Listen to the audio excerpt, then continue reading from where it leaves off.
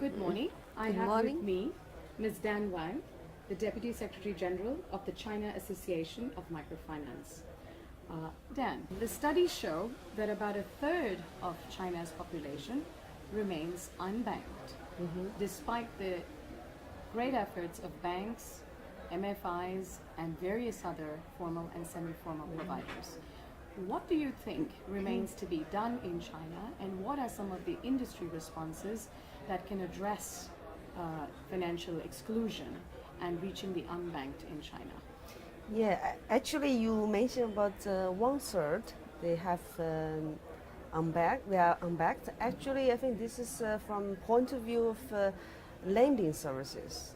So in China, the commercial banks and also the state-owned banks, they pretty much cover, I think, more than 80% or almost 90% of the population in terms of the saving account.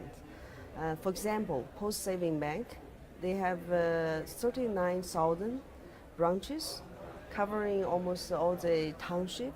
We have a county, we have township, 2,000 township. We have around 40,000 villages. So the outlets of Post Saving Banks already cover most of them. So that means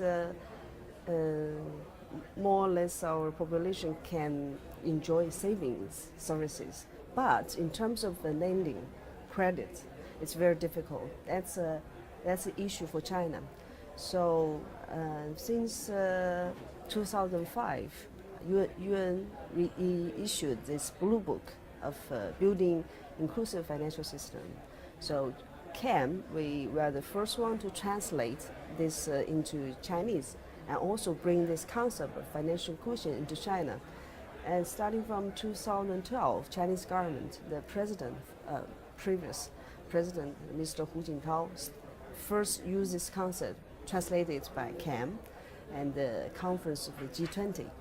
So by the end of 2015, the central government issued this plan for financial inclusion, 2016 to 2020.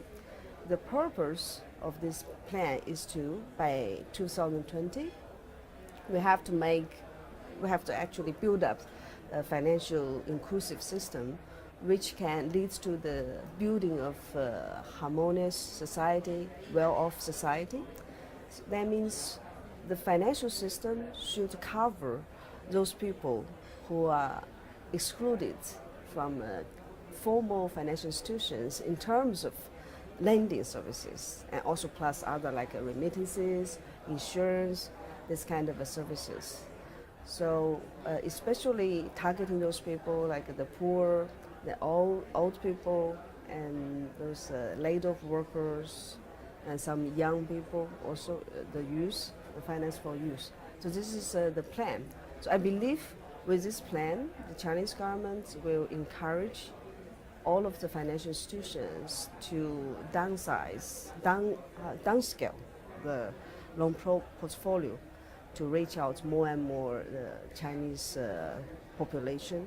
And also at the same time, they will just give more space for those non-financial institutions or non-banking institutions to do more innovation, to have more role to play in the area where those formal financial institutions cannot do the job.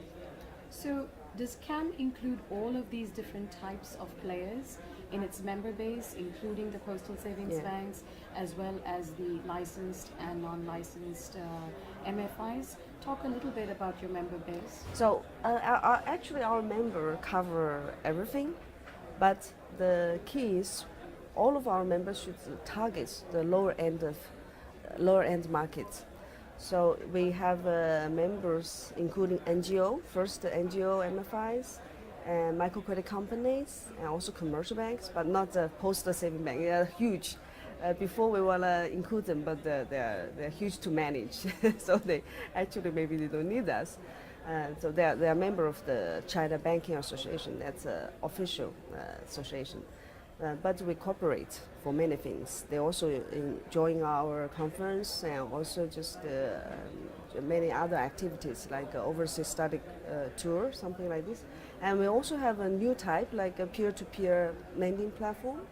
And we also have some other research institution and some management and software company which serve this kind of our members, who want to reach out the poor population or low income population. So we have a diverse membership.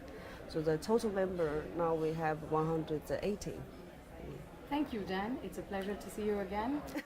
Okay, Have a great conference. Yeah, that's my pleasure.